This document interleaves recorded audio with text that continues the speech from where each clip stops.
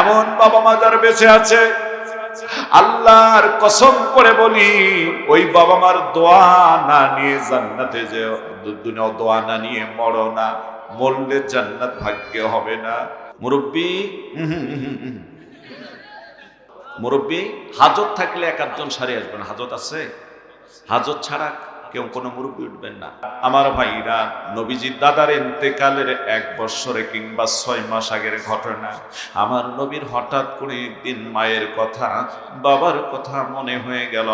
নবী আমার পাহাড়ের গুহার মধ্যে গিয়ে মা মা বলে, বাবা বাবা বলে দীর্ঘ সময় কান্না করেছেন। জোরে বলুন আল্লাহু আকবার। জায়গায় আসলে জীবনের গোনা মাফ হয়। মাত্র 10 থেকে 15-20-15টা মিনিটের ভিতরে চোখে পানি ধরে রাখতে পারবেন না।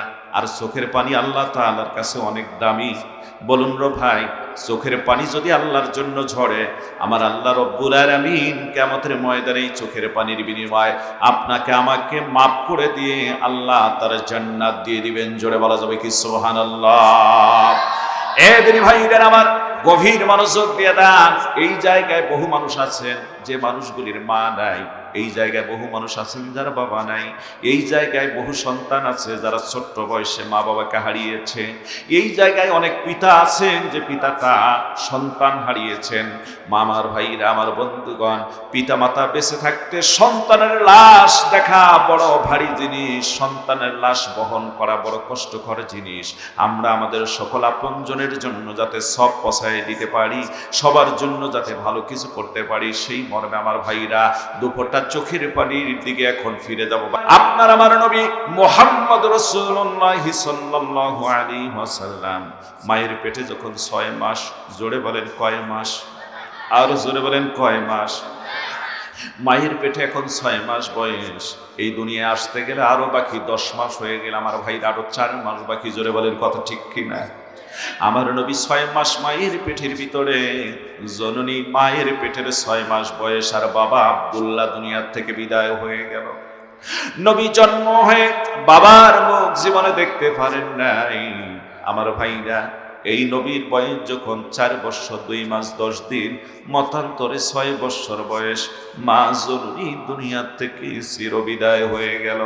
নবীজি মাকে দেখতে পারলেন না, মাকে, মায়ের কাছ থেকে সে আদর ভালোবাসাটুকু সেভাবে পেলেন না। দাদা আব্দুল মুত্তালিবের কাছে লালন পালন হয়। দাদার বয়স যখন 8 কিংবা 10 বছর, নবী দুনিয়ার থেকে, নবীর দাদা তখন বিদায় হয়ে যান। আমার ভাইরা, নবীজির দাদার ইন্তেকালের 1 বছরে কিংবা 6 মাস আগের ঘটনা। আমার নবীর হঠাৎ করে একদিন মায়ের কথা, বাবার কথা মনে হয়ে গেল। নবী আমার পাহাড়ের গুহার মধ্যে গিয়ে মা মা বলে, বাবা বাবা বলে দীর্ঘ সময় কান্না করেছেন। জোরে বলুন আল্লাহু আকবার। এ ভাইরা আমার, দুনিয়ায় যার মা নাই সে জানে মা কি জিনিস, আর যার বাবা নাই সে জানে বাবা কি জিনিস। আমি কয়েকদিন আগে বগুড়া মহাস্থান থেকে 7 কিলোমিটার পশ্চিমে বুড়িগঞ্জ বাজারে প্রোগ্রামে গেলাম। ওখানে বলে দিছে হুজুর 11:30টার ভিতর আলোচনা শেষ করবেন। খুবই ভালো লাগলো, তাড়াতাড়ি উঠায় দিয়েছে। উনি যে দ্বিতীয় করবে, আমার ভাইটা যার মা নাই বাবা নাই সে জানে মা বাবা কি জিনিস। জোরে কোন কথা ঠিক কিনা? এমন বাবা মা যারা বেঁচে আছে, আল্লাহর কসম করে বলি, ওই বাবা মার দোয়া না নিয়ে জান্নাতে যে দুনিয়া দোয়া না নিয়ে মরো না, মরলে জান্নাত ভাগ্যে হবে না। আবু হুরায়রা থেকে হাদিস বর্ণিত, আল্লাহর নবী বলেন, قال রাসূলুল্লাহ সাল্লাল্লাহু আলাইহি ওয়াসাল্লাম, রগিমা আনফুহু রগিমা আনফুহু রগিমা আনফুহু কিলা মান ইয়া রাসূলুল্লাহ সাল্লাল্লাহু আলাইহি ওয়াসাল্লাম, قال من أدرك والديه عند الكبر أحدهما أو كلاهما ثم لم يدخل الجنة। নবী বলেন, ওই ব্যক্তির নাক ধুলায় মসৃত হয়ে যাক, ওই ব্যক্তির নাক ধুলায় মিশে যাক, ধুলায় মসৃত হয়ে যাক, ওই ব্যক্তি ধ্বংস হয়ে যাক। সাহাবাজমান প্রশ্ন করলেন, এই ব্যক্তিটাকে, হয় হতভাগাটাকে ইয়া রাসূলুল্লাহ? আমার নবী ডাক দিয়ে বলেন যে বার্ধক্য বয়সে মানে মা বাবাকে বার্ধক্য অবস্থায় পেল, আর বাবা মায়ের সেবা যত্ন করে জান্নাত অর্জন করতে পারলো না, ওই ব্যক্তি ধ্বংস হয়ে যাক, জোরে বলেন নাউজুবিল্লাহ। আমার ভাইরা, আপনার আমার মা, আপনার আমার বাবার সম্পর্কে আল্লাহ কি বলেন শুনে রাখুন। দুটি কথা আল্লাহ বলেন, ওয়া'বুদুল্লাহা ওয়া লা তুশরিকু বিহি শাইআন ওয়া বিল ওয়ালিদাইনি ইহসানা। আল্লাহ বলেন, দুনিয়ার মানুষেরা তোমরা আল্লাহর ইবাদত করবে, তার সাথে কোনো কিছুকে শরীক করবে না, শিরিক করবে না তার সাথে। ওয়া বিল ওয়ালিদাইনি ইহসানা, আর পিতামাতার সঙ্গে উত্তম আচরণ করবে। কেন করবে?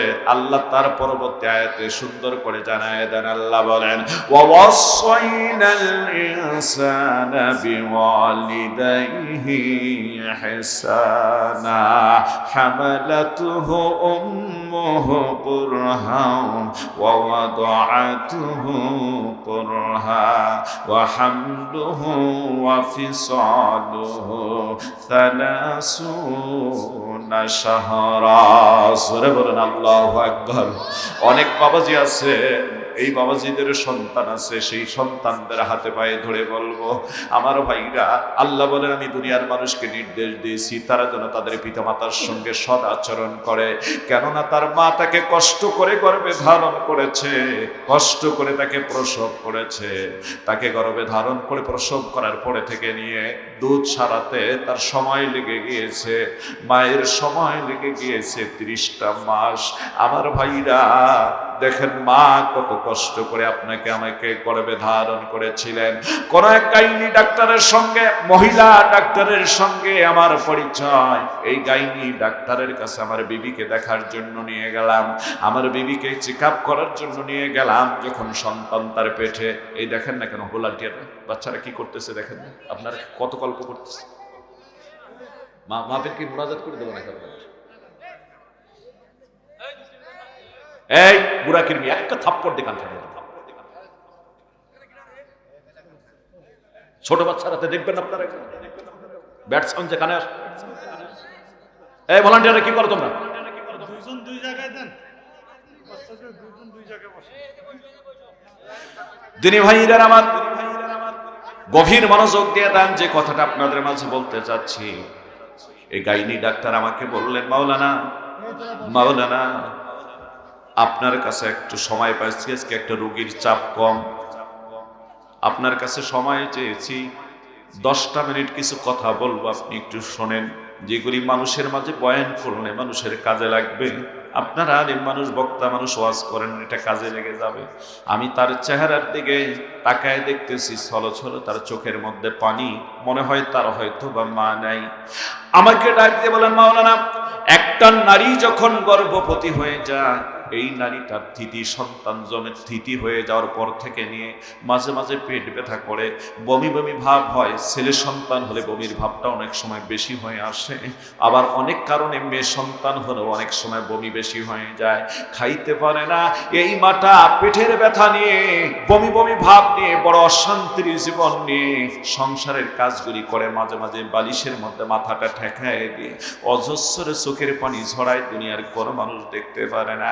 কিন্তু মাওলানা আশ্চর্যের কথা হলো, শুনে নিন, এই সন্তানটা আস্তে আস্তে বড় হতে হতে যখন 7 মাস পেরিয়ে যায়, 7 মাস প্লাস হয়ে যায়, 7 মাস পার হয়ে একদিনের এদিকেই যখন চলে যায়, তখন মায়ের থলিটা হলো মাত্র 10 ইঞ্চি, আর সন্তান তখন লম্বা হয়ে যায় 12-13 ইঞ্চি। মাওলানা ওই মায়ের থলির ভিতরে সন্তানের পরিপূর্ণ জায়গা না হওয়ার কারণে আল্লাহ রব্বুল আলামিন কুদরতি কায়দায় মায়ের মাথা, সন্তানের মাথাটা মায়ের নাভির দিকে করে দিয়ে এই পা দুইটা মায়ের কলিজার দিকে তুলে দেন। আর ওই 7 মাস একদিন হয়ে গেলে সন্তানটা মায়ের কলিজার মধ্যে লাথি দেওয়া শুরু করে দেয়।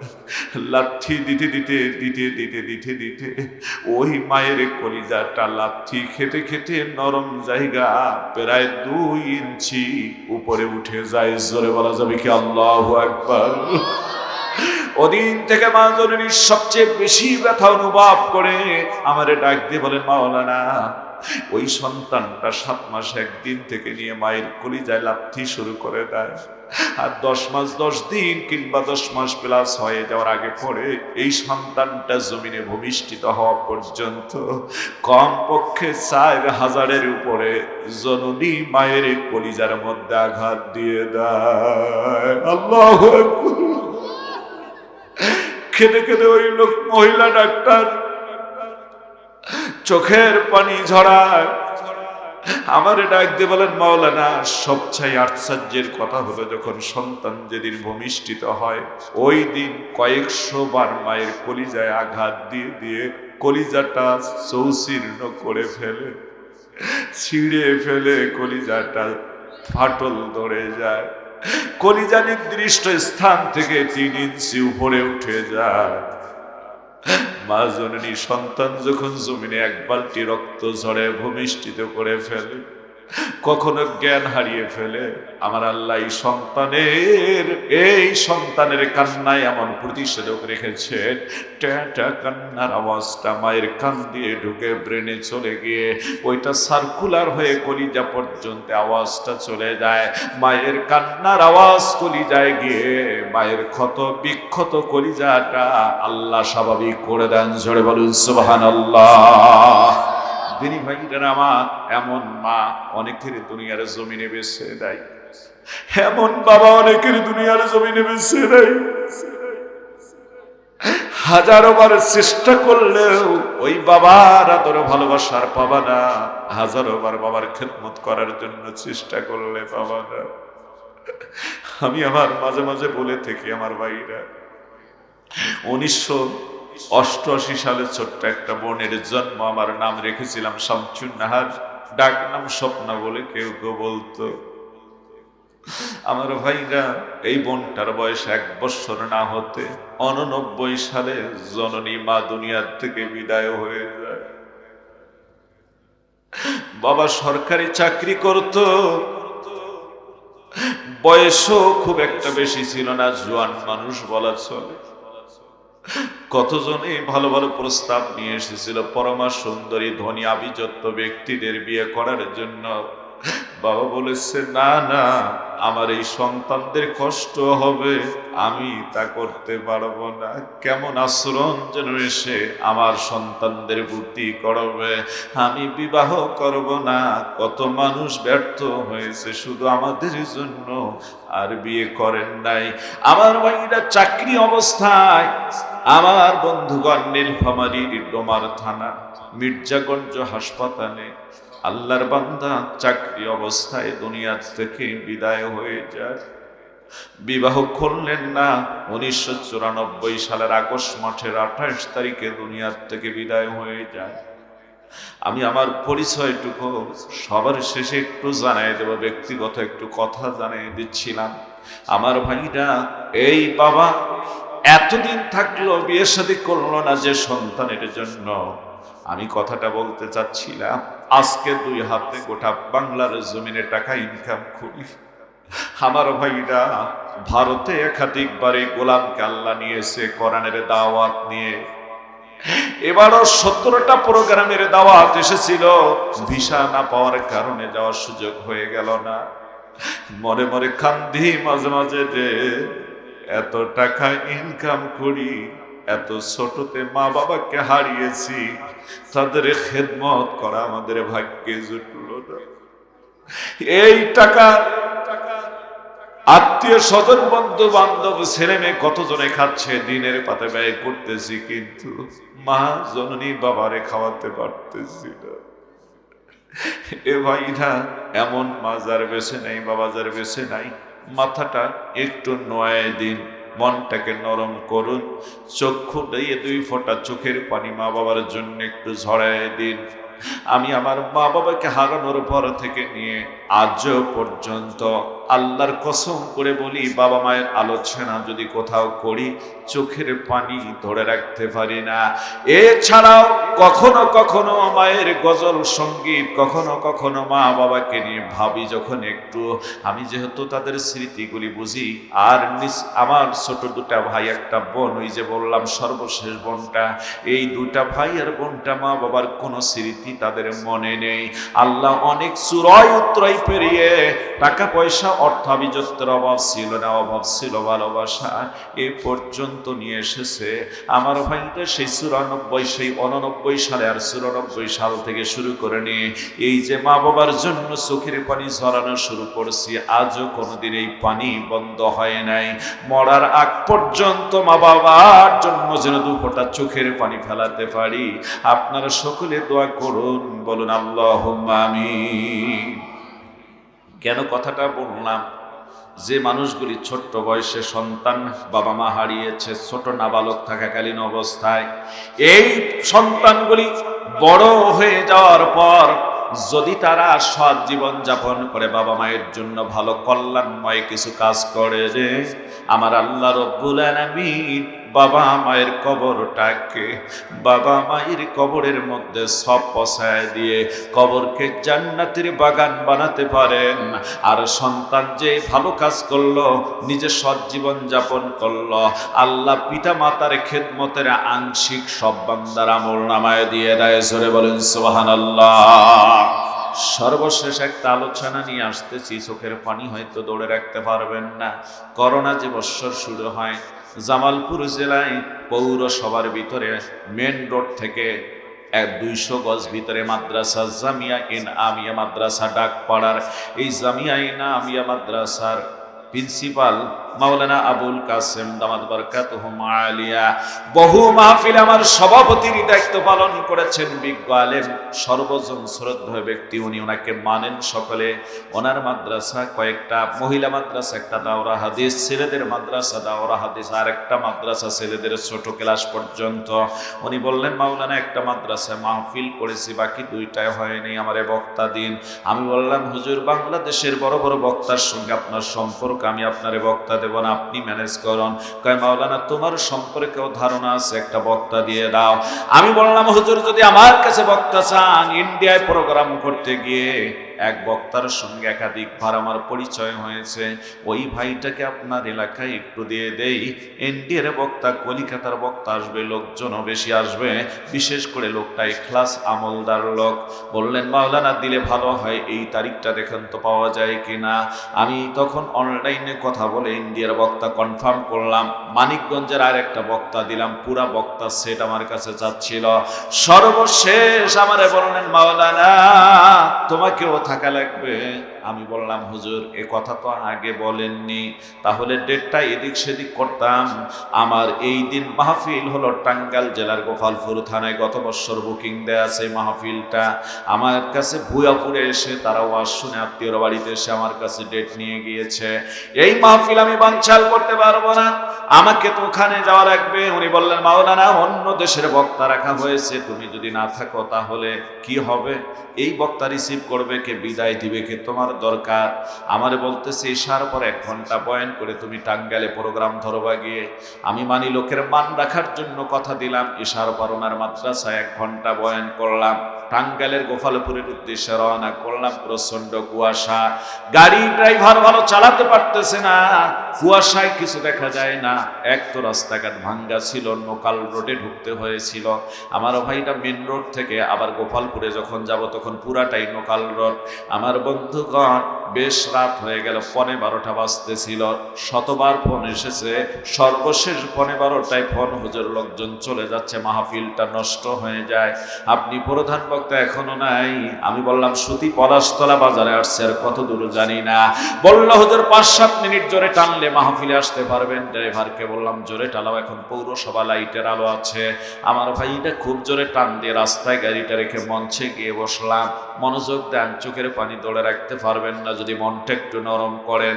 বাম পাশে বসলাম, ডান দিকে মেয়র সাহেব প্রধান অতিথি, উনি বক্তব্য দিচ্ছেন, সুন্দর ভাষায় কথাবার্তা বলতেছেন, লম্বা সুন্দর ছোট ছোট কথা সুন্দর করে বলতেছেন।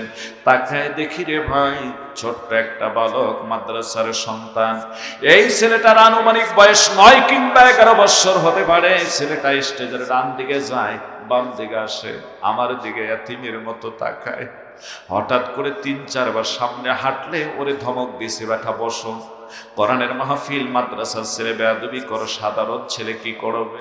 ছেলেটা বসছে, কিছুক্ষণ পর তাকায় দেখি মেয়ের শব্দ বক্তব্য দিচ্ছে, কিছুক্ষণ পর তাকায় দেখি দু চোখের পানি দিয়ে দিয়ে সাদা পাঞ্জাবি ভিজে গিয়েছে। এত কান্না করেছে ছেলেটা। আমার ভাইরা বড় খারাপ লাগলো, কেনই বা ওরে ধমক দিলাম। হাত পাড়ে কাছাকাছি ডাকবো স্টেজের দিকে, এমন সময় পেছন থেকে কমিটির লোক বলল, হুজুর ওরে ধমক দিবেন না, আমাদের মাদ্রাসার কম বয়সের একটা হাফেজে কোরআন হুজুর, এই ছেলেটার মা আজ থেকে 3 দিন আগে দুনিয়ার থেকে চিরদিনের জন্য বিদায় হয়ে গিয়েছে। মা মারা যাওয়ার পর ছেলেটার নাওয়া খাওয়া ঘুম কিচ্ছু নাই, পাগল হয়ে গিয়েছে। আজকে 7 জন পাগড়ি পাবে, ও আমাদের কম বয়সের একটা হাফেজ। কমিটির লোকরে বললাম স্টেজে উঠান, স্টেজে আনা হলো, ওর মাথাটা ধরে বুকের সঙ্গে ঠেকায় দিয়ে বললাম, বাজান রে, আল্লাহ হস্তে আমারে মাফ করে দাও। মানুষ অন্তরে জানি না, তোমার মা মারা গিয়েছে আমি জানি না, আর আমার স্মৃতি শক্তি চলে গিয়েছে সে আমার মা বাবার দিকে। মা বাবা কখন হারাইছি, ছোট বোনের বয়স কত ছিল ওই দিকে চলে গেছে সকল ধ্যান। ওই সন্তানটাকে বুকে জড়ায় নিয়ে যখন বললাম, বাজান সামন দিয়ে হাঁটছো, আমার দিকে তাকাইছো কেন বলো? কান্দে আর বলে, হুজুর প্রথমে আমারে মাফ করবেন, আমি তো বেয়াদবি করেছি, কিন্তু কেন করছি শুনবেননি হুজুর? 1 বছর থেকে আমার মামাকে বলতেছিল, বেটা এই বছর কোরআনের হাফেজ হবা, তোমার মাদ্রাসায় গিয়ে মহিলা প্যান্ডেলে বসে থাকবো, মাহফিলের দিন যখন তোমার নামটা ঘোষণা করে তোমার মাথায় পাগড়ি পরানো হবে, দুনিয়ার জমিনে যত মানুষ থাকবে আমি তোমার মা হব সবচেয়ে বেশি খুশি। কান্দের বলে, হুজুর ওই জননী মা আজ আমার পাগড়ি নেওয়া দেখে যেতে পারলো না। হুজুর আমার বন্ধুদের মা এসেছে, তারা কত খুশি। একবার মহিলা প্যান্ডেলে আমার নিয়েছে, দেখলাম তাদের মা কত খুশি, তারাও কত খুশি। আমি মা খালাদেরকে বলেছিলাম, খালা আজ আমার মা আসার কথা ছিল, কিন্তু আর আসতে পারলো না। হুজুর ওই মায়ের জন্য দোয়া চাওয়ার জন্যই মনটা আমার ছটফট করতেছিল। জোরে বলা যাবে কি সুবহানাল্লাহ? ছোট মানুষ স্টেজে উঠতে পারি না। হুজুর আগে আসলে মাদ্রাসার রুমে দেখা করে মনের কথাগুলি বলতাম, মাথায় হাত বোলালে আমার বললাম, বাজান আমার ডান দিকেই বসবা, তোমার কাছে নিয়ে বয়ান করবো বাজান, হাজার হাজার মানুষ পাগড়ি নেওয়া দেখবো, তোমার জন্য দোয়া করব। তোমার বাবা তো আসছে, তোমার বাবা তোমার কোরআনের হাফিজ হওয়া দেখলে দোয়া করবে, আরো সে আজিমে তোমার বাবার দোয়া পৌঁছে যাবে। বাবার কথা বলার পর ছেলেটা এমন ফুপিয়ে কান্না শুরু করছে, কান্না সাফা দিতে চাড়ে পারে না। আমার ভাইটা যেন বুক ফেটে যায়, কিছুক্ষণ ফুপায় ফুফে কান্দে আর বলে, হুজুর এমন কথা স্মরণ করে দিলেন, আমার মতো অসহায় এই দুনিয়ায় কেউ নাই। 2 বছর আগে আমার বাবা দুনিয়ার থেকে চিরবিদায় হয়ে গিয়েছে। আমার বাবা নাই, আমার মাও নাই। এ ভাইরা, কার বাবা নাই মা নাই একটু হাতটা উঠান, আমি একটু দেখতে চাই। আমি গুনাহগার, একটু দেখতে চাই। একটু লক্ষ্য করে দেখেন কতজন ভাই কাঁদতে। হে আল্লাহ, যারা তার মার বাবার জন্য চোখের পানি ছেড়ে কাঁদতে, আল্লাহ তুমি তার মা বাবার কবরগুলিকে জান্নাতের বাগান বানায় দিও। জোরে বলেন আমিন। কাঁদতো মার বাবার জন্য, একটু কাঁদতো। তাই তো মাঝে মাঝে আমি বলে থাকি, বাবা তুমি কেমন আছো ছোট্ট মাটির ঘরে, তোমার কথা হৃদয়ে মাঝে পড়ছে বারে বারে। বাবা গো বাবা, বাবা গো বাবা, কত আদর কত স্নেহ তোমার কাছে পেলাম। এই যে দেখো ছোট্ট বাচ্চা, দেখো তোমাদের জানি না কার বাবা নাই। আল্লাহ বলেন কত আমার ভাইরা, এই মা বাবার ব্যাপারে কথা কি বলবো, ছোট্ট তথ্যটা দিয়ে যায়। এই জন্য মাঝে মাঝে বলে থাকি, কত আদর কত স্নেহ তোমার কাছে পেলাম, সবকিছু হারিয়ে আজকে নিঃস্ব হয়ে গেলাম। ভালোবাসি তোমায় বাবা, বুকটা যে যায় চিড়ে, তোমার কথা হৃদয় মাঝে পড়ছে বারে বারে। বাবা গো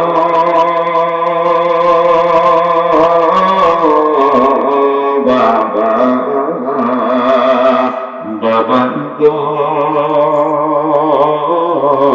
বাবা, তোমার মতো আপন কেহ পাই না তো আর খুঁজে, তাই তো আজি দিবানিশি অশ্রুতে যাই ভিজে।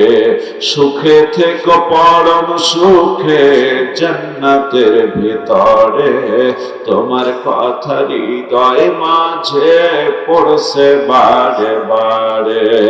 বাবা গো বাবা, বাবা গো বাবা। আমার ভাইরা এই ছেলেটা আমারে বললো, হুজুর বাবাও নাই, আজ আবার পাগড়ি দেখার মতো আপনজন তেমন কেউ নাই। হুজুর আমি একটু মাদ্রাসা রুমে থেকে আসবো। তাড়াতাড়ি মাদ্রাসা রুমে থেকে ছেলেটা চলে আসলো বিদায় নিয়ে গিয়ে। হাতের মধ্যে দেখি 2 টাকা 5 টাকা 10 টাকা 20 টাকার নোট সুতা দিয়ে বান্ডিল করে টেবিলের উপর রেখে দিয়ে ফুপায় ফুপায় কান্দে আর বলে, হুজুর জননী মা নাই, মাতার ঘাম পায়ে ফেলে না জানি এই টাকাগুলি কত কষ্ট করে আমার জন্য হুজুর সংগ্রহ করেছিল। মা নাই, মায়ের পবিত্র হাত এই টাকার মধ্যে কতবার লেগেছে হুজুর। আমার মা ছিল গরিব মানুষ, অন্যের বাড়িতে গোবর ফেলতো, রান্নার কাজ করত, কাপড় খাঁচতো, মানুষের যাবতীয় কাজ করে করে স্বপ্ন দেখতো আমি একদিন হাফেজ হয়ে যেন আলেম হয়ে যেতে পারি। হুজুর আমার বন্ধুরা হাফেজ হতেছে, এরা সবার মনের স্বপ্ন এই বছর হুজুরকে পাগড়ি টুপি পাঞ্জাবি দিবে, মাদ্রাসায় ঘড়ি কিনে দিবে। আমি জানি এই সময় কিছু টাকা আমার লাগবে, কই পাবে আমার মা একসঙ্গে এত টাকা? আমার জন্য যে পকেট খরচের টাকা পাঠাইতো জননী মা, আমি নিজে কষ্ট করে চলে এই টাকাগুলি 1000 সংগ্রহ করেছি হুজুর। আমার বন্ধুরা ঠিকই হুজুরকে পাগড়ি টুপি পাঞ্জাবি দিয়েছে, মাদ্রাসায় ঘড়ি কিনে দিয়েছে হাফেজ হওয়ার কারণে। আমার টাকায় একটাও নেই নাই, তুই গরিব, তুই ইয়াতীম, তোর টাকা আমরা নেব না। হুজুর এই টাকাটাই আমার সম্বল, জমাজমিও নেই, আমার আপনও নেই। হুজুর কি করবো 1000 টাকা দিয়ে? মদিনাওয়ালা আপনাদের মতো আলেমদের জবান থেকে নবীজির হাদিস আমরা শুনি, সন্তান যদি দুনিয়ায় নেক কাজ করে আওয়ালাদিন সালিহিন ইয়াদউলা, এই নেক কাজের বিনিময় আল্লাহ বাবা মায়ের কবরটাকে জান্নাতের বাগান বানিয়ে দিতে পারে। হুজুর আমার মায়ের নামে 500, বাবার নামে 500 টাকা যখন মাদ্রাসার কালেকশন করবেন, আমার পক্ষ থেকে মা বাবার জন্যই দিয়ে দিবেন। এই টাকা তো মায়ের পাঠানো টাকা। 1000 টাকার একটা নোট বের করে ওর পকেটে ঢুকায় দিয়ে বললাম, বাজান সামান্য হাদিয়া গ্রহণ করিও, আমি তোমার জন্য দোয়া করি। কিন্তু বাজান তোমার দানটা তোমার মা বাবার জন্য সবার আগে আমি ঘোষণা করে দেবো এই জায়গায়। এই ছোট্ট ছেলেটা আমার বিবেক খুলে দিয়েছে, এই ছোট্ট ছেলেটা আমাকে, আমার ভাইরা আমাকে শিক্ষা একটা দিয়ে গিয়েছে যে সন্তান হিসাবে দুনিয়ায় নেক কাজ করার দরকার। আমার ভাইরা আমি আপনাদের বাকি কথাগুলি বলবো, তাইবার বীর আবুল আহাবের নৃশংস মৃত্যু আমলটা শিখাইয়ে দিয়ে যাব এই মুহূর্তে। এই আল্লাহর ঘর মসজিদের জন্য আল্লাহ নবী বর্ণনা করেন, মান্না খুরজাজাম মিনাল্লাহি মাসজিদান বানাল্লাহু লাহু বাইতান ফিল জান্নাহ। নবীজি বলেন, কোন মানুষ যখন মসজিদ ঘর থেকে ধুলাবালু ময়লাটা ঝাড়ু দিয়ে পরিষ্কার করে, আল্লাহ জান্নাতে বালাখানা বানায় দেয়। জোরে বলা যাবে কি সুবহানাল্লাহ? আর আল্লাহর জন্য যদি ওই মসজিদ ঘরটা একটু নির্মাণ করে, আমার আল্লাহ রব্বুল আলামিন বেশক তার জন্য জান্নাতে বালাখানা বানায়। আল্লাহর নবী বলেন, মান বানা লিল্লাহি মাসজিদান বানাল্লাহু লাহু বাইতান ফিল জান্নাহ। ও দুনিয়ার মানুষরা, তোমরা আমার ঘর নির্মাণ করবা ইট বালু দিয়ে, সিমেন্ট দিয়ে, রড দিয়ে, পানি দিয়ে, আর আমি আল্লাহ তোমাদের জন্য জান্নাতে স্বর্ণ দিয়ে দিয়ে রূপার একটা ইট, স্বর্ণের একটা ইট দিয়ে দিয়ে আমি জান্নাতে বালাখানা বানায় রাখবো। জোরে বলা যাবে কি সুবহানাল্লাহ? দিনী ভাইদের আমার, সেই লক্ষ্যে এই মসজিদকে লক্ষ্য করে ভালোবেসে একটা মানুষ উঠবেন না। যদি ওঠেন, আল্লাহ তোমার এই কোরআন যেন হাজত ছাড়া যে উঠবে, কোরআন যেন তার মামলা দায়ের করে। কোরআন হবে কিয়ামতের দিন সবচেয়ে বড় সুপারিশকারী। এ কোরআন যাকে সুপারিশ করবে লোকটা জান্নাতি, কোরআন যাকে মামলা দায়ের করবে লোকটা জাহান্নামী। কোরআনের সুপারিশ পাওয়ার জন্য আমার ভাইরা কেউ উঠবেন না, হাজত ছাড়া উঠবেন না। হাজত একান্তই খুব প্রস্রাবের চাপ দিয়ে আটকাতে পারতেছেন না, তার প্রতি আমার দাবি নাই। কিন্তু যারা হাজত ছাড়া উঠে যাবেন, কোরআন যেন তার বিরুদ্ধে মামলা দায়ের করে, যে কোরআন কিয়ামতের দিন সবচেয়ে বড় সুপারিশকারী হবে। এই মসজিদটাকে সুন্দর করে সাজানোর জন্য আমার ভাইরা, এই পৃথিবীটা গোটায় যখন পানি আর পানি ছিল, তখন বাইতুল্লাহর জায়গাটা যেখানে কাবা ঘর, ওই জায়গা ছিল একটা টিলা সদৃশ। আল্লাহ পানির ধাক্কা ওই টিলাটাকেও পানিতে পরিণত করে দিলেন। এরপর গোটা পৃথিবী পানি আর পানি। আল্লাহ চাইলেন ওই জায়গায়, বাইতুল্লাহর জায়গায় থেকে আবার মাটি জমিন তৈরি করবেন। ইট পরিমাণ একটা জায়গা ভাষায় তুললেন, সুম্মা দুহিয়াতুল ফিল আরদ। অতঃপর এই ইটের পরিমাণ জায়গাটা থেকে গোটা পৃথিবীর এই জমিনটা তৈরি হয়ে গেল।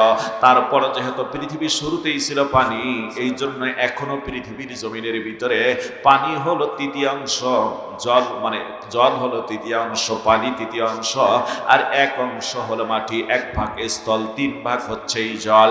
আমার ভাইরা, সেই স্থলটা ওই বাইতুল্লাহর ওখান থেকে প্রথমে তৈরি হয়ে গেল। পৃথিবীর প্রথম মাটি বাইতুল্লাহর মাটি।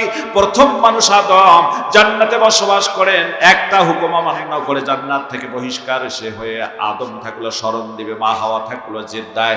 দীর্ঘদিন কাঁদলেন, কোন মানুষ নাই কাকে জিজ্ঞাসা করে কে কাকে খুঁজবেন। চোখের পানি দিয়ে দিয়ে খাওয়া হয়ে যাওয়া শুরু হয়ে গেল। এই কান্না আল্লাহ কবুল করলেন আরাফার ময়দানে। আরাফা শব্দ হলো মিলন কেন্দ্র। আমার আল্লাহ ডাক দিয়ে বলেন, আদম তুমি পৃথিবীর প্রথম মানুষ, আমার প্রথম জায়গাটা হলো এইটা। এই জায়গা জিবরিলের মাধ্যমে দেখায় দিয়ে বলল, বাইতুল্লাহর ওই জায়গা পৃথিবীর প্রথম জায়গাটা। আল্লাহ বলেন, আদম একটা আমার ঘর বানাও, তোমার সঙ্গে মিস্ত্রির কাজ করবে, মিস্ত্রির কাজ করবে ফেরেশতারা, যোগালির কাজ করবে ফেরেশতারা। তুমি ইঞ্জিনিয়ারের দায়িত্ব একটু পালন করো, দিক নির্দেশনা আমি আল্লাহ দিলাম। ফেরেশতারা এই ঘরে নির্মাণ শুরু করলেন। তাহতা সারা, 7 তবক জমিনের নিচ থেকে শুরু করলেন ভিত্তি দিয়ে। এই বাইতুল্লাহ পরিধি হলো, সীমানা হলো আল্লাহর আরশ আজিম পর্যন্ত। জোরে বলা যাবে কি সুবহানাল্লাহ? অথবা 7 আসমান পর্যন্ত সেই বাইতুল্লাহর অংশ হলো এই মসজিদগুলি। আল মসজিদ বাইতুল্লাহ, মসজিদগুলি হলো বাইতুল্লাহর অংশ। আমার ভাইরা, মা নাই বাবা নাই, সে মা বাবার রুহের মাগফিরাতের জন্য এখানে 4 জন সন্তান আমি দেখতে চাই।